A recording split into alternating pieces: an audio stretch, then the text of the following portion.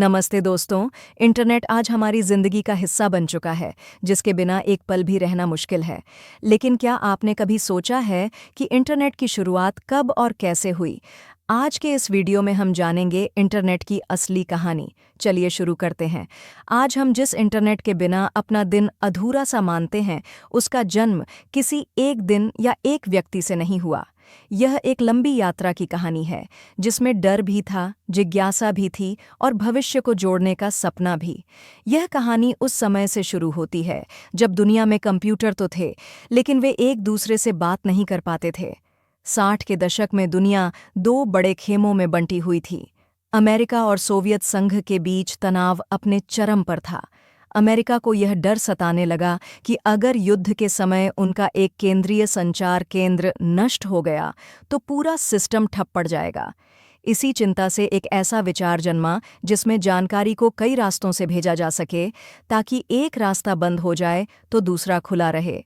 इसी सोच से एक विशेष नेटवर्क बना, जिसे ARPANET कहा गया। शुरुआत में यह नेटवर्क सिर्फ कुछ विश्वविद्यालयों और शोध केंद्रों तक सीमित था। उन दिनों कंप्यूटर बहुत बड़े होते थे और उन्हें चलाना आसान नहीं था। फिर भी वैज्ञानिकों ने पहली बार दूर दूर रखे कंप्यूटरों को आपस में जोड़ने में सफलता पाई। वर्ष 1969 में पहला संदेश भेजा गया। संदेश पूरा भेजने से पहले ही सिस्टम रुक गया, लेकिन उस अधूरे संदेश ने इतिहास रच दिया। यह साबित हो गया कि मशीनें दूर बैठकर भी आपस में बात कर सकती हैं। समय बीतने के साथ नए नए नेटवर्क बनने लगे, लेकिन एक बड़ी समस्या सामने आई। अलग अलग नेटवर्क थे, पर वे आपस में जुड़ नहीं पा रहे थे। तब दो वैज्ञानिकों ने इस समस्या का हल निकाला। उनमें से एक थे विंडसर्फ। उन्होंने एक ऐसी व्यवस्था बनाई जिससे अलग अलग नेटवर्क भी एक दूसरे से संवाद कर सकें। इस व्यवस्था ने इंटरनेट की नींव को मजबूत कर दिया और धीरे धीरे कई नेटवर्क मिलकर एक विशाल जाल बन गए। लेकिन उस समय तक इंटरनेट आम लोगों की पहुंच से बहुत दूर था। यह सिर्फ वैज्ञानिकों और शोधकर्ताओं के काम की चीज थी। असली बदलाव तब आया जब यूरोप की एक प्रयोगशाला में काम कर रहे एक साधारण से दिखने वाले वैज्ञानिक ने सूचना को आसान और सुंदर तरीके से पेश करने का सपना देखा। उनका नाम था टिम बर्नर्स-ली। उन्होंने सोचा कि जानकारी को पन्नों की तरह बनाया जाए, जिन पर लिखे शब्दों से दूसरे पन्नों तक पहुंचा जा सके। इसी विचार से वर्ल्ड वाइड वेब का जन्म हुआ। वर्ल्ड वाइड वेब के आने के बाद इंटरनेट की दुनिया में जैसे एक नई सुबह हो गई। अब यह सिर्फ वैज्ञानिकों और लैब तक सीमित नहीं रहा, बल्कि धीरे धीरे आम लोगों के घरों तक पहुंचने लगा। 90 के दशक में पहली बार लोगों ने कंप्यूटर स्क्रीन पर रंगीन पन्ने देखे, जिन पर शब्दों के साथ तस्वीरें भी होती थीं। माउस से एक शब्द पर क्लिक करते ही दूसरी जानकारी सामने आ जाती थी। लोगों को यह किसी चमत्कार से कम नहीं लगा। शुरुआत में इंटरनेट बहुत धीमा था। एक छोटी सी तस्वीर खुलने में कई मिनट लग जाते थे, फिर भी लोगों का उत्साह कम नहीं होता था। ईमेल ने चिट्ठियों की जगह लेनी शुरू कर दी। अब हफ्तों का इंतजार नहीं, कुछ सेकंड में संदेश एक देश से दूसरे देश पहुंचने लगा। धीरे धीरे वेबसाइटों की संख्या बढ़ी और जानकारी का सागर फैलने लगा। द्वार में सर्च इंजन का जन्म हुआ। पहले जानकारी ढूंढना मुश्किल था, लेकिन फिर ऐसे प्लेटफॉर्म आए जिन्होंने इंटरनेट को और आसान बना दिया। जब गूगल सामने आया तो मानो पूरी दुनिया की जानकारी एक खिड़की में सिमट गई। बस एक सवाल लिखो और जवाब सामने। इससे पढ़ाई करने वाले छात्रों से लेकर कामकाजी लोगों तक सभी की जिंदगी बदलने लगी। फिर इंटरनेट ने इंसानों को सिर्फ जानकारी से नहीं, एक दूसरे से भी जोड़ना शुरू किया। सोशल मीडिया का दौर आया। लोग अपनी बातें, अपनी तस्वीरें और अपने विचार दुनिया के साथ बांटने लगे। दोस्ती की परिभाषा बदलने लगी। अब दोस्त सिर्फ पड़ोस या शहर तक सीमित नहीं थे, बल्कि हजारों किलोमीटर दूर बैठे लोग भी करीब महसूस होने लगे। समय के साथ मोबाइल फोन और इंटरनेट का मिलन हुआ। अब इंटरनेट किसी मेज पर रखे कंप्यूटर तक बंधा नहीं रहा। जेब में रखा मोबाइल पूरी दुनिया का दरवाजा बन गया। गांव हो या शहर, पहाड़ हो या रेगिस्तान, इंटरनेट हर जगह पहुंचने लगा। ऑनलाइन पढ़ाई, ऑनलाइन खरीदारी और ऑनलाइन कमाई जैसे नए रास्ते खुल गए। समय कभी रुकता नहीं और इंटरनेट भी नहीं। जिस इंटरनेट ने हमें जानकारी दी, जोड़ दिया और सोचने का नया तरीका सिखाया, वही अब एक नए रूप में हमारे सामने खड़ा है। आज इंटरनेट सिर्फ स्क्रीन तक सीमित नहीं है, बल्कि हमारे आसपास की दुनिया में घुलता जा रहा है, जैसे हवा में घुली खुशबू। अब इंटरनेट सोचने लगा है। आर्टिफिशियल इंटेलिजेंस यानी कृत्रिम बुद्धिमत्ता के जरिए मशीनें हमारी पसंद समझने लगी हैं। हम क्या देखना चाहते हैं, क्या सुनना चाहते हैं, यहाँ तक कि क्या खरीद सकते हैं, इंटरनेट पहले ही अंदाज़ा लगा लेता है।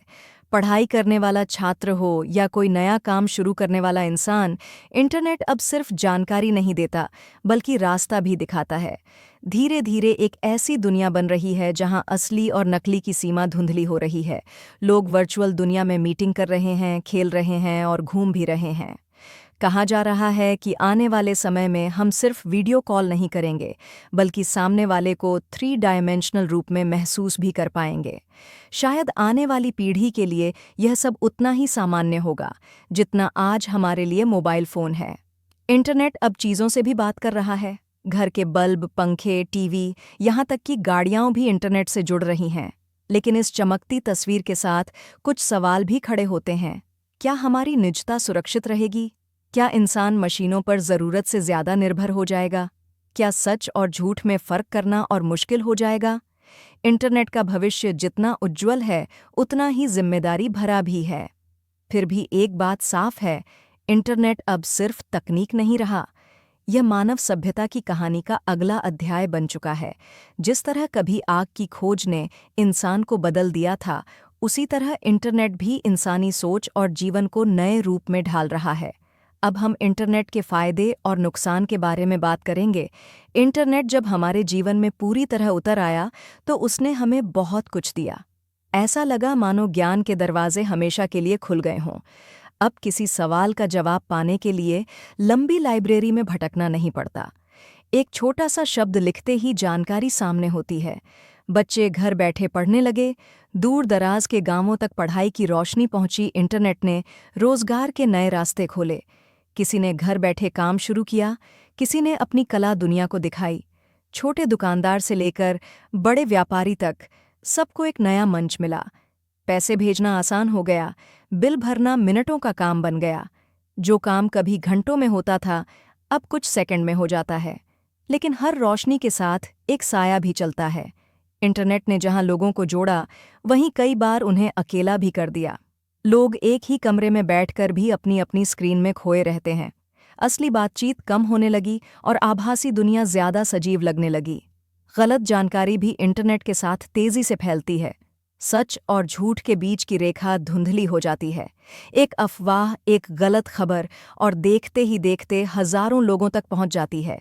इससे डर, भ्रम और नफरत भी जन्म लेती है। यही वजह है कि इंटरनेट का इस्तेमाल समझदारी से करना पहले से ज़्यादा ज़रूरी हो गया है।